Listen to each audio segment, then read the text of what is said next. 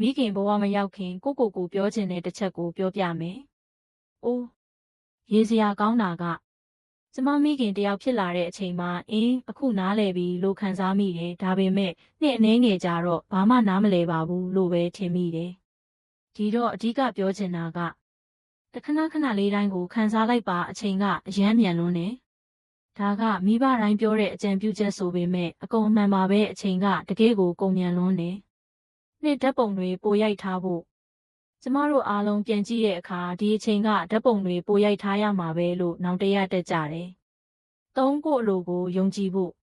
မိခင်ဖြစ်လာရင်အရာရာကိုတန်တရားဝင်တတ်တယ်ကိုယ့်ရဲ့အုတ်ထိန်းနဲ့ကိုခန္ဓာစိတ်နေစိတ်ထားတွေကိုတော့မေးခွန်းထုတ်မိတယ်။ဒါကြောင့်ဒီခရီးကိုယုံကြည်ပါကိုယ့်အတိကိုယုံပါမင်းလုံနိုင်တယ်မေမေလို့ပြောချင်တယ်။ဒီဗီဒီယိုကိုရင်းအောင် baby care မှမိဘများအားအထောက်အကူဖြစ်စေရန်ဖန်တီးထားပါသည်။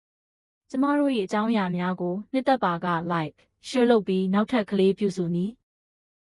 မိဘဖြစ်ခြင်းဆိုင်ရာအကြံပြုချက်များအတွက် subscribe လုပ်ပေးပါဒီဗီဒီယိုကို Ian Ong Baby Care မှရေးသားဖန်တီးထားပါသည်နှစ်သက်ပါက like နှိပ် share လုပ်ပေးပြီးနောက်ထပ်အကြံပြုချက်များအတွက် comment လုပ်ပေးပါနော်